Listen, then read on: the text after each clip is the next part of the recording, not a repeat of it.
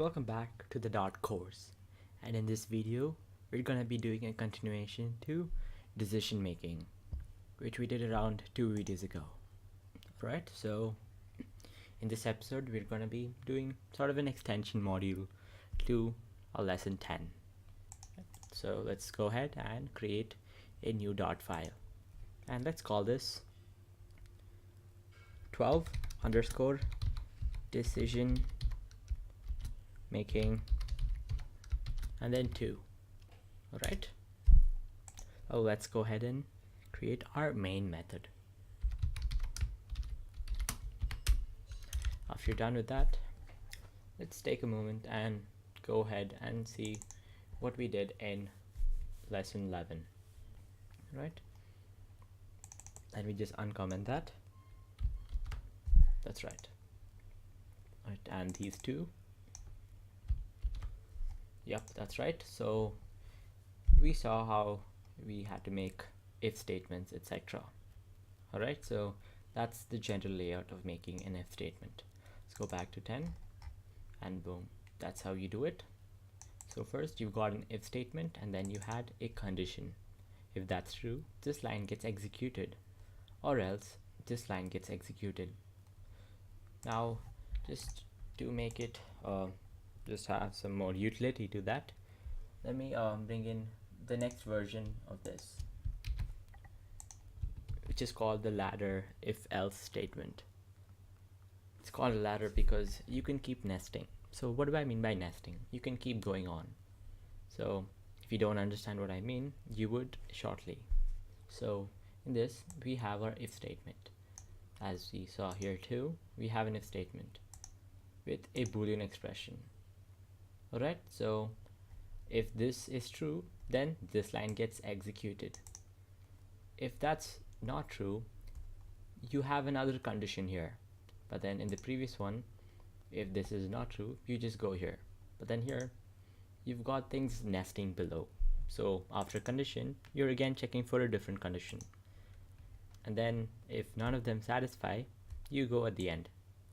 So that's like your fallback line thing, right? So this can be extended as you wish, right? So you can keep nesting down as many conditions as you desire, right? So this can be better understood with another example, right? So what we're now going to do is we're going to create a new number, a new variable called number. And let's set that to 10. All right, never mind, let's just go ahead and to simplify stuff, we'll pick out code from our previous code base, so which is this. All right, so let's just grab that code. This code is available in 10 underscore decision making dot dart. All right, so let's go ahead and paste that here. All right, so as you see, we don't have our name variable yet, right? So let's just go ahead and create one. Var name is equal to Rahul, right? So as an extension to this, what I would like to do is, so I would like this user access to be given to two people, one Rahul and another, let's say Sam, some random guy. All right, so as we know, we start with if. That's what we have here. Let's call the if block, by the way, and then let's go ahead and create our else if block, right? Else if, and then we have another condition to be placed here.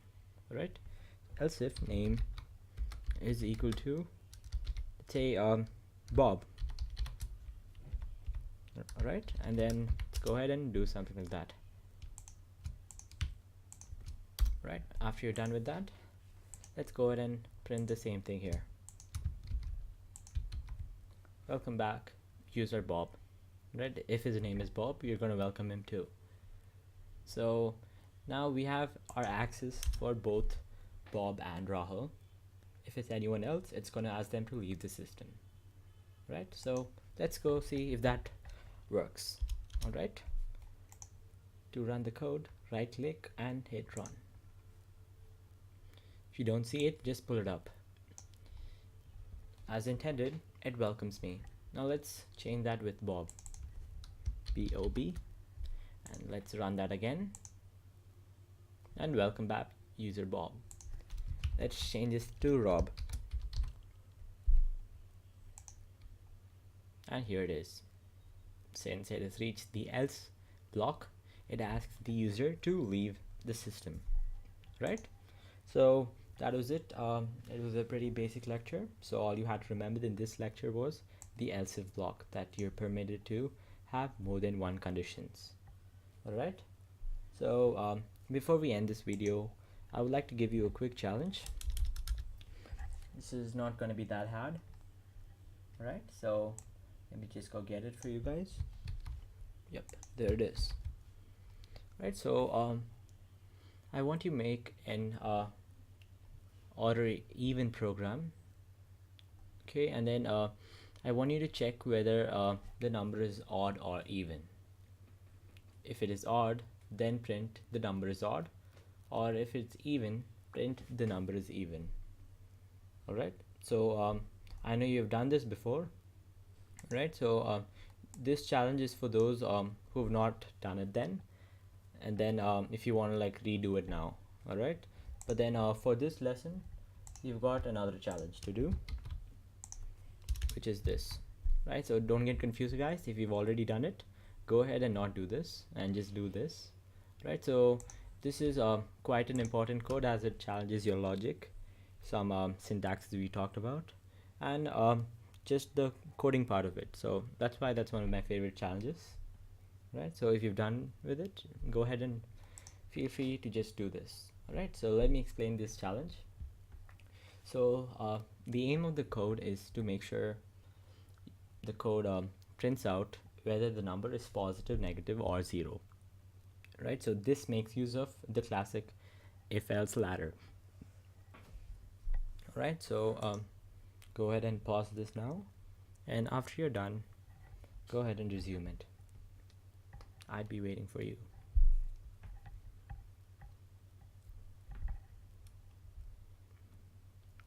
I hope you've attempted it. Watch me do it now. Alright, so let's keep a sample number where sample, it's just called sample, and I'm gonna say 10. Alright, and I'm gonna be changing that in order to make sure all the cases work fine, right? So just for now it's 10. Now let's start with our if-else ladder. Our first condition is going to be to check if the sample is positive. So how I do that is to simply check if it's greater than 0, right? Yep, as simple as that. So check if sample is greater than 0. If it's greater than 0, print positive. I'll just go ahead with the shortcut, right? And then now we need to check if it's negative. For that we do check if it's less than 0, right? Let's go ahead and write that. If else if sample is less than 0, right? So if it's less than 0, go ahead and print out negative. All right, so if you know it's neither of them, it's got to be 0, right? So at the last block, let's just go ahead and print at 0, and that was your challenge, right? So if you were able to do it, that's great. If not, it's fine, right? So that's it for this lesson, and we have successfully finished decision making. But then we still have one more topic to cover, which are logical operators, and I'll be covering it in a few lectures. All right, goodbye.